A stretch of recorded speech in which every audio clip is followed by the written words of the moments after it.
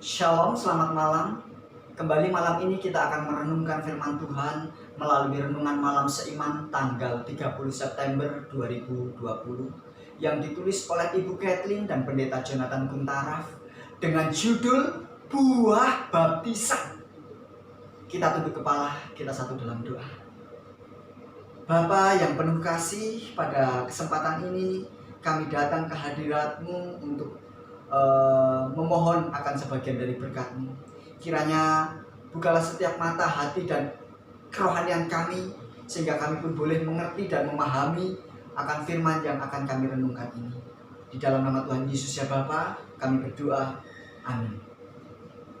Kebenaran firman Tuhan pada malam hari ini terdapat di dalam buku Kolose 3 ayatnya yang pertama dan yang kedua. Kolose 3 ayat 1 dan 2 mengatakan, karena itu kalau kamu dibangkitkan bersama dengan Kristus, carilah perkara yang di atas, di mana Kristus ada, duduk di sebelah kanan Allah. Pikirkanlah perkara yang di atas, bukan yang di bumi.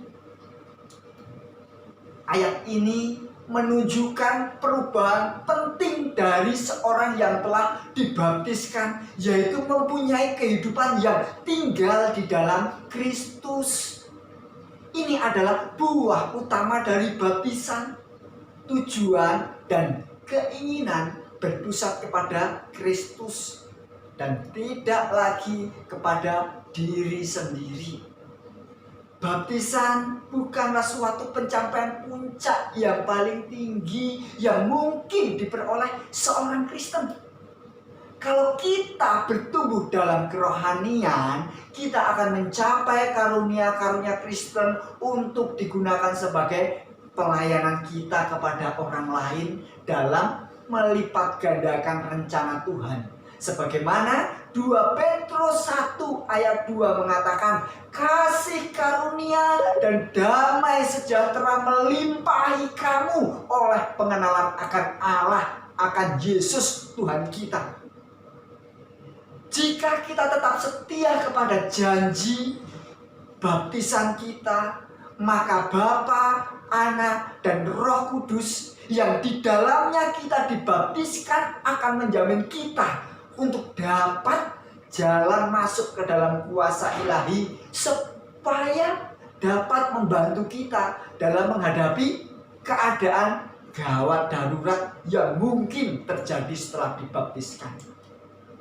Buah yang kedua yang kita peroleh setelah dibaptiskan adalah suatu kehidupan yang tinggal di dalam jemaat Kristus. Kita tidak lagi menjadi orang yang terpencil, sebab kita telah menjadi anggota jemaat Kristus. Sebagai batu-batu yang hidup, kita menegakkan bait suci Tuhan, sebagaimana dalam 1 Petrus 2 ayat 2-5. Kita memperoleh sebuah hubungan istimewa dengan Kristus maupun kepada jemaat itu, yakni suatu tempat di mana kita menerima anugerah sehari-hari untuk bertumbuh dan berkembang dalam kasih. Dan kita memikul tanggung jawab dalam masyarakat perjanjian, yaitu para anggota yang menanggung jawab yang baru dibaptiskan. Demi kebaikan mereka maupun kebaikan jemaat, maka anggota-anggota yang baru dibaptiskan ini haruslah dilibatkan dalam kehidupan yang beribadah, berdoa, dan pelayanan yang disertai kasih, sebagaimana dalam Efesus 4 ayatnya yang ke-12 mengatakan. Buah yang terakhir setelah seseorang dibaptiskan ialah penghayatan terhadap kehidupannya sendiri dan bagi orang lain di dunia ini.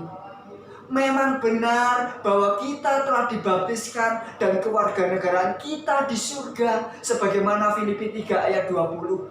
Akan tetapi kita sudah dipanggil keluar dari dunia ini untuk dilatih dalam tubuh Kristus dan dikembalikan ke dunia ini sebagai hamba Tuhan yang turut serta dalam pekerjaan Kristus yang mendatangkan keselamatan orang lain.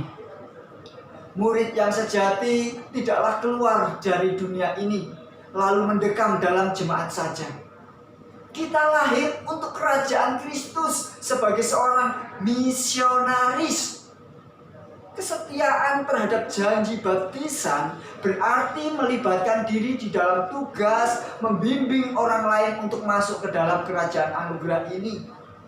Kiranya kita telah dibaptiskan dengan pertolongan Tuhan akan senantiasa menghasilkan buah baptisan yang berlimpah. Kita tunduk kepala, kita satu dalam doa. Terima kasih Tuhan untuk firman yang boleh kami dengar.